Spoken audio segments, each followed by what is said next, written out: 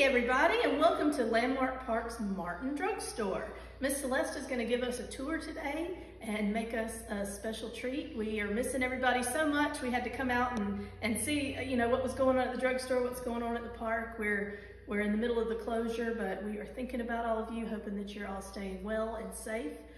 The drugstore is extra special to me personally because my grandfather had a drugstore, and there are photographs of him and my grandmother in a store that looks exactly like this.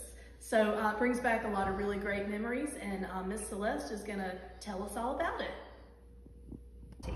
We're not in 2020, we're in 1920. And I'm gonna tell you a couple things about 1920. One fun thing is that 1920 was a leap year, just like 2020. There are 366 days in 1920 because February had 29 days. Another thing about 1920 is that the First World War was over and the soldiers were home, and mamas and daddies were happy, and life was looking up in 1920. In 1920, the 19th Amendment had been passed, and I know that you know what the 19th Amendment did, but I'm going to tell you anyway. The 19th Amendment gave women the right to vote. So go girls! And then also in 2020, Prohibition had been enacted in the United States of America. 1920. Did I? Yes, 1920. 1920, that century. Prohibition meant no sales of alcohol were legal in the United States of America. And I want you to hold that thought, and I'll tell you why that's important and why I told you that in a minute. But first, I want you to come into the doctor's office. There was a doctor's office in the back of the Martin Drugstore, which is where we're going to visit. The doctor's name was Dr. Harrison, and he was in the same building for 60 years. He took care of generations of people. Back in 2020, when you and your mommy's tummy, she saw one doctor, and then when you were born at the hospital, she probably saw another doctor, and then when you go to the pediatrician, you go to another doctor. Well, in 1920, Mama saw Dr. Harrison. He checked her breathing, checked your heartbeat, make sure you were breathing good, and then you were born at your house, at your mom and daddy's house. And Dr. Harrison came to your house and checked on you and made sure that you looked good. And he said that you did. But when he wanted to see you the next time, you came to see him at his office. And when you grew up a little bit more and you had a tummy ache, you came to see Dr. Harrison at his office. And when you fell and you broke your arm, you came to see Dr. Harrison at his office. And when Grandmama needed her spectacles changed, her glasses, she came to see Dr. Harrison. When Daddy got hurt at work, he came to see Dr. Harrison. And when you grew up and got married and started your own family, Dr. Harrison delivered your babies. And now when you go to the drugstore, we usually call it a pharmacy. Either one of those are right, but in 1920, we called it a drugstore, and we called the man who filled the prescriptions a druggist, usually. And he sat right here, and he would fill the prescriptions, but not only did he count out, say 20 pills, a lot of times he had to make the pills, compound the drugs is what he did. And what that means is he would take some of this box right here had empty capsules in it, and he would get the medicine and weigh it and measure it and make sure that it was the right amount, and fill your prescription that way. Here's his labels he would put on the bottles. And here's his little typewriter where he would type up your name.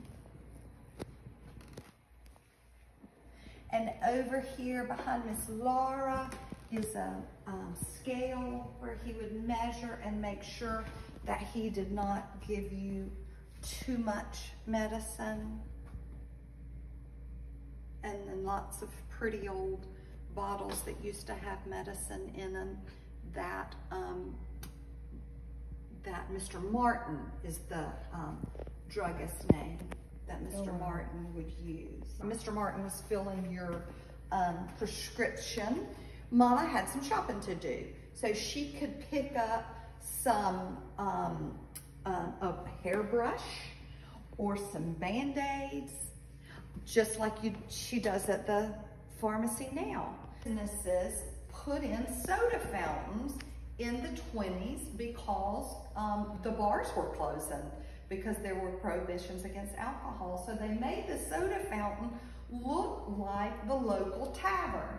That's why they look, sometimes kids will come in here and giggle and say, do you sell beer in here? No, but it does look like that. But we sell ice cream and drinks.